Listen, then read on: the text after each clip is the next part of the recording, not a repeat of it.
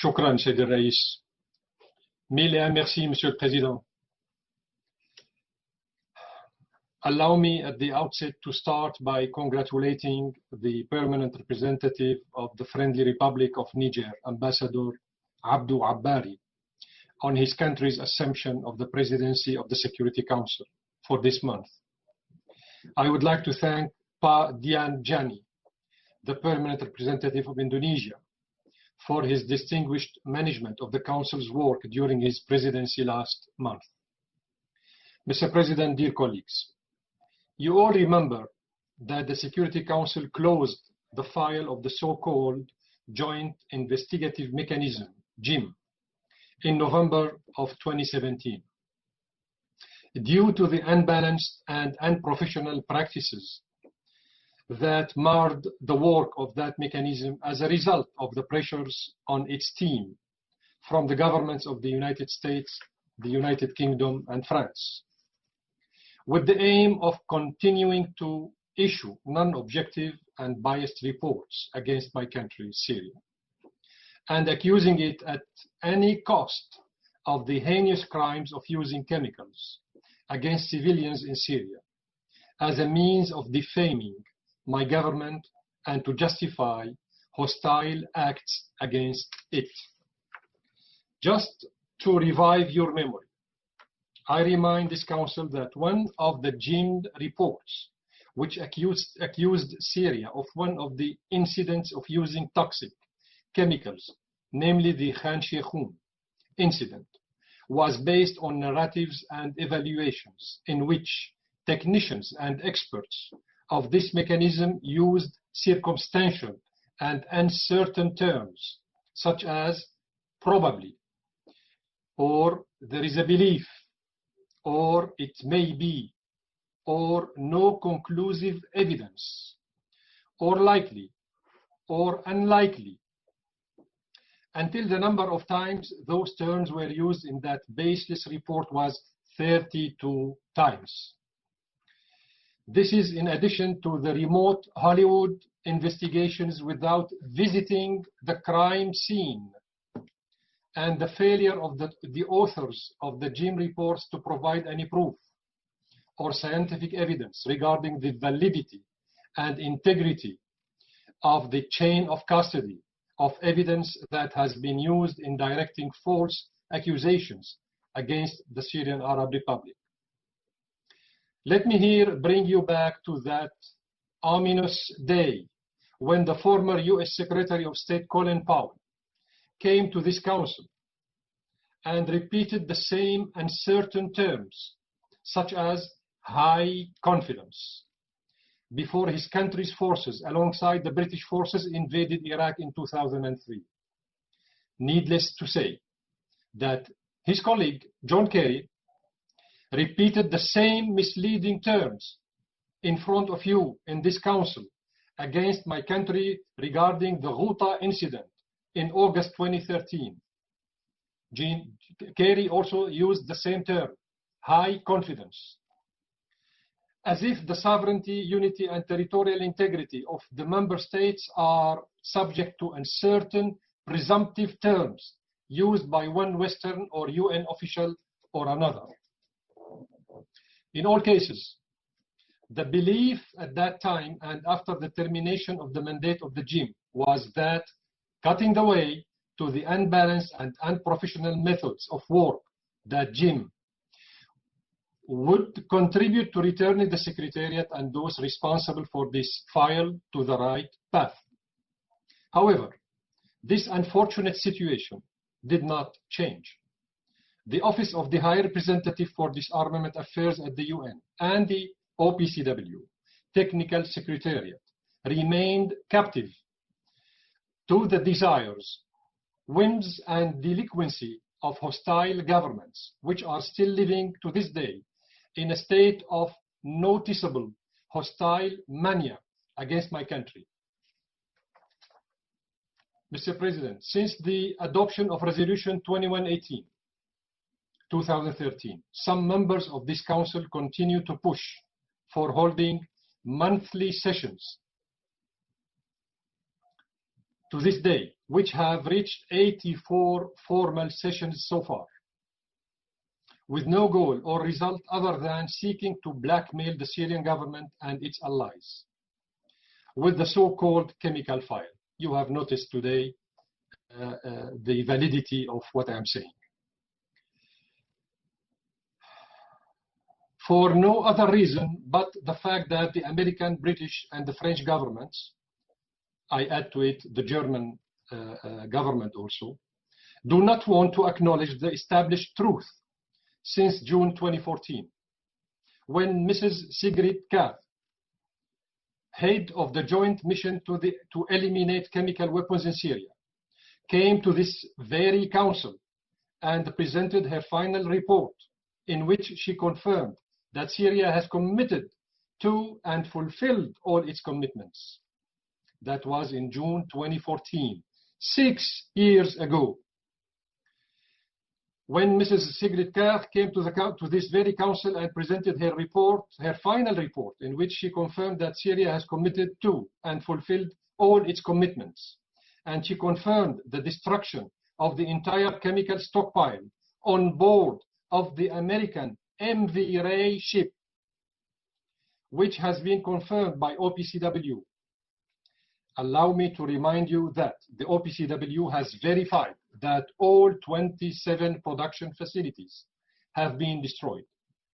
Therefore, Syria has abided by its pledges and no longer possesses any chemical weapons, which means, in clear and undisputable words, that since 2014, Syria has not had any chemical program or chemical weapons.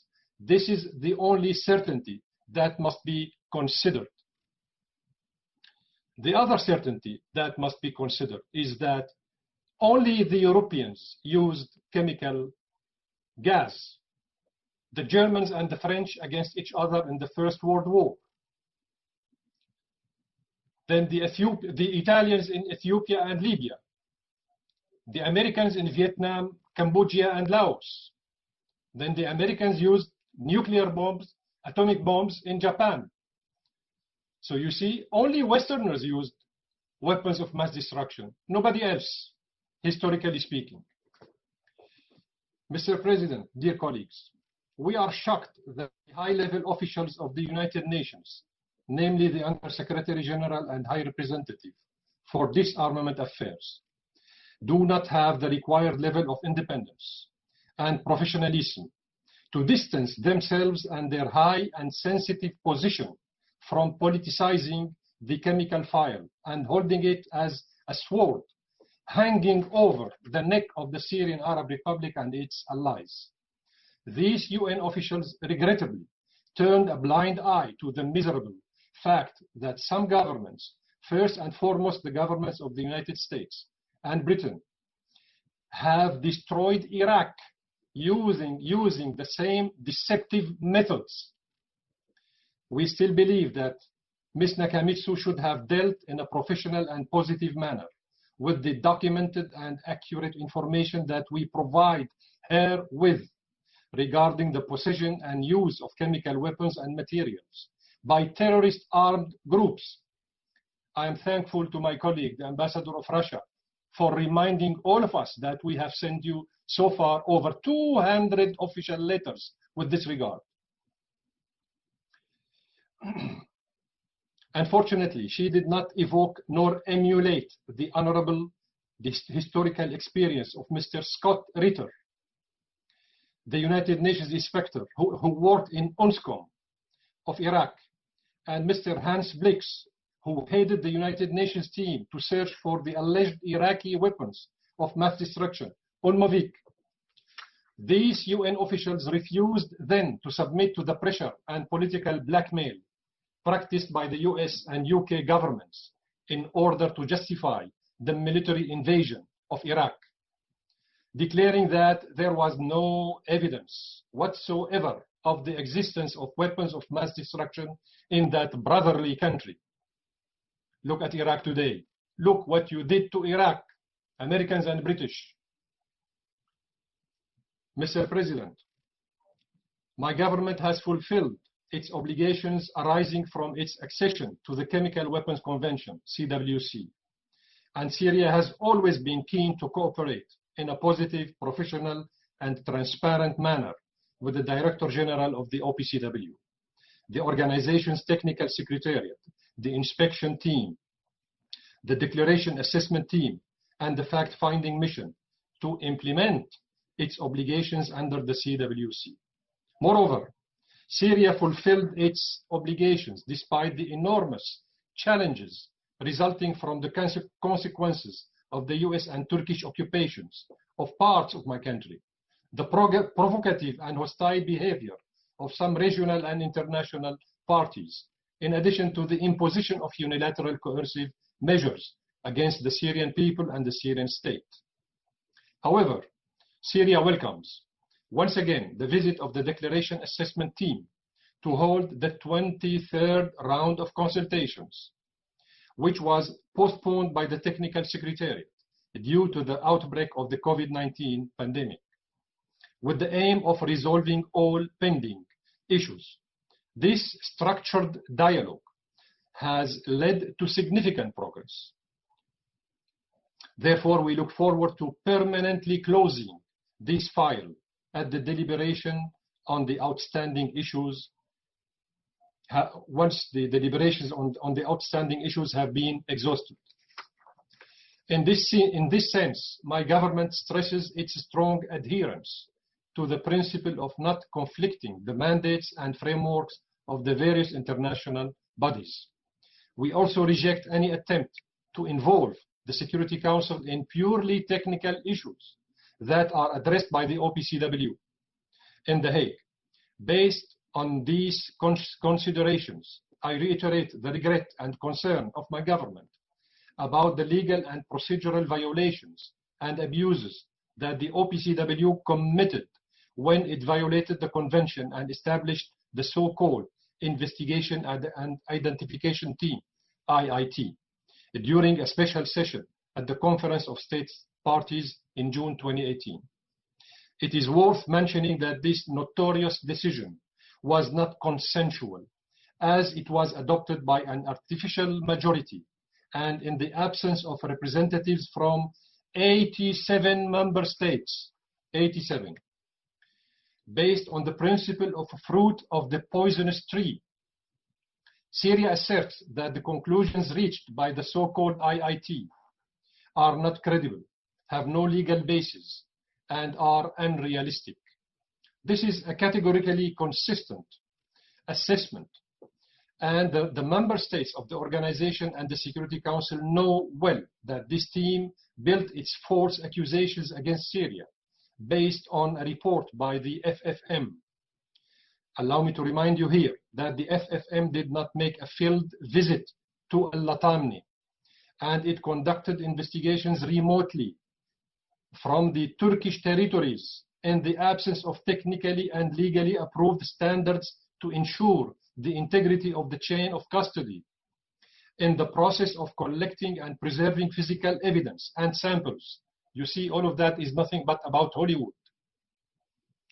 Furthermore, FFM relied on videos and fabricated photos that have been published on the internet, witness testimonies, and open sources provided by terrorist groups and their media aid, known as the terrorist group of the White Helmets, British-sponsored terrorist entity, and the fabricated information provided by the United States and some Western governments. The same governments are involved in supporting terrorist groups operating on the Syrian territories. We have provided all the names of these entities to the relevant subcommittee of the Security Council. Unfortunately, same scenarios and wrong practices have been repeated in other incidents, such as the Khan Sheikhoun incident.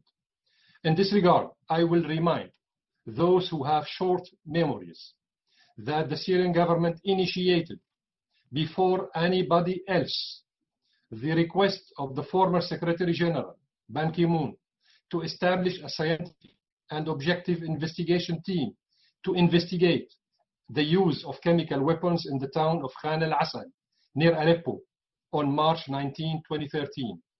That incident resulted in the death of dozens of Syrian soldiers and civilians.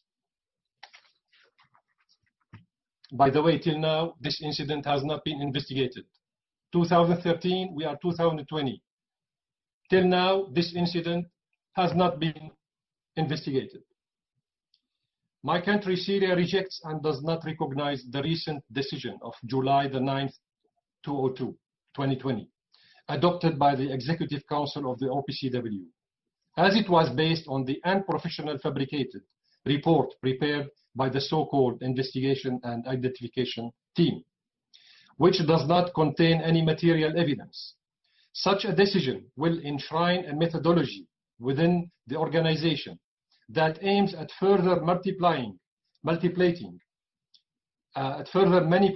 the provisions of the convention along with the whims of some governments. Such an unprofessional behavior will reinforce the state of division within the organization and give the green light for terrorist groups to conduct more fabricated chemical plots to accuse the Syrian Arab Army. This is a politicized decision that targets a member state of the convention to achieve well-known political objectives and agendas. It will further politicize the organization's work, weaken its role, and cause serious damage to its position and mandate.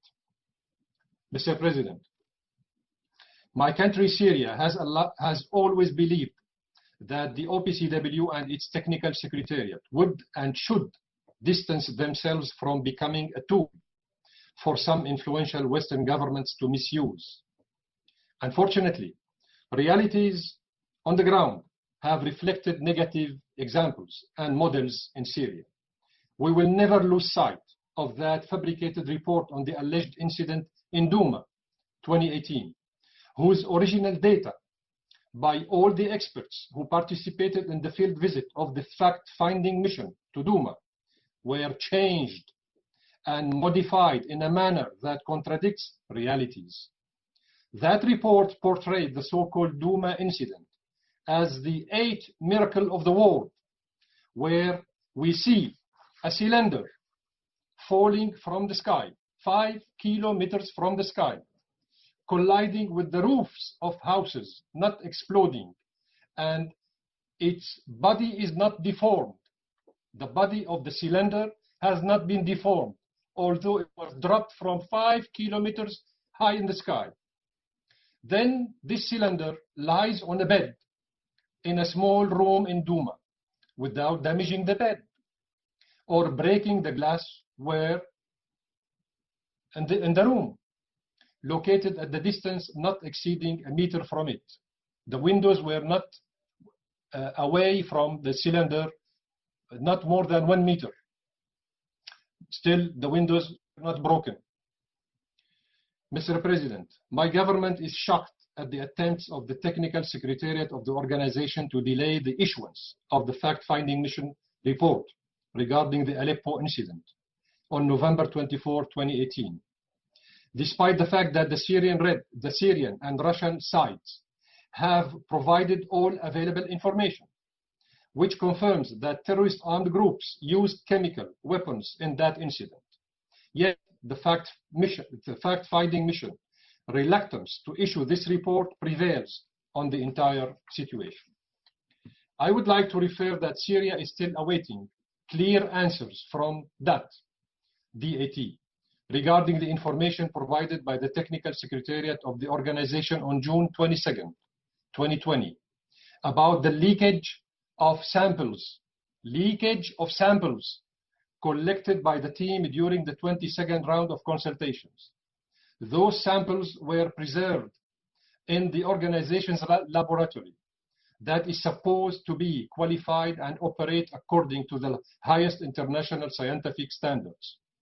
Instead of preserving these very important samples, they lost them.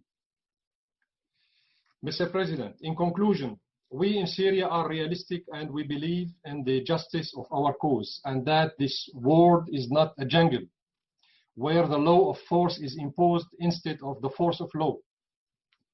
Therefore, we along with our friends will not allow new iron boxes to be closed in the Security Council for 60 years, as had happened in Iraq case, so that the world does not reveal the scandals that the United States and Britain committed at that time. You all remember the infamous scandal when the US and UK fabricated the weapons of mass destruction file in Iraq to invade and destroy that brotherly country. Then they marched with some hypocrites in the funeral of international law and the UN Charter to their final resting place in the Martyrs' Cemetery in Baghdad, beside the bodies of millions of Iraqi innocent people. In response to what my colleague, the representative of the US, I would like to share with you the following. John Rabion, a US Special Envoy, was recently in Turkey, where he had met with the Turkish intelligence officers and the terrorists of the white helmets, and he provided them with very important and highly secretive instructions for the intention of using chemical weapons in a densely populated area in Idlib Governorate. The attack will be supervised by both the Turkish intelligence and their tool, Hayat Tahrir al-Sham, Jabhat al-Nusra, Syrian moderate armed opposition, as you call it, as some of you call them, where the toxic chemical materials will be transported via food and aid shipments, so-called humanitarian assistance.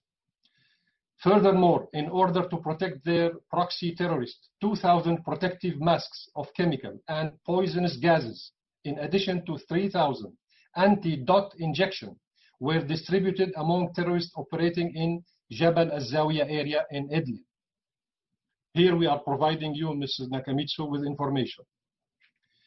My delegation strongly objects to the participation of the representative of the terrorism-sponsoring Turkish regime in this meeting. We remind members of this council that terrorist groups would not have been able to conduct many of their heinous crimes, including those using chemical weapons, without the support of Erdogan regime. Such support was confirmed in the Turkish media as Yort newspaper, a Turkish newspaper, Yort, in 2012, published about terrorists fabricating toxic gases in a laboratory located in the Turkish city of Gaziantep, the capital chosen by OCHA for procuring humanitarian assistance to Syrians. They choose Gaziantep. Then media talked on several reports on smuggling sarin gas, 2 liters of sarin gas from Libya through Turkish territories and delivering it to the terrorist groups via the terrorist Haytham Kassab. We have given you this name hundreds of times. Add to this a myriad of crimes that are quite hard to enumerate. I would speak with you for 24 hours and it wouldn't be enough, but I will stop right here. Thank you very much, Mr. President.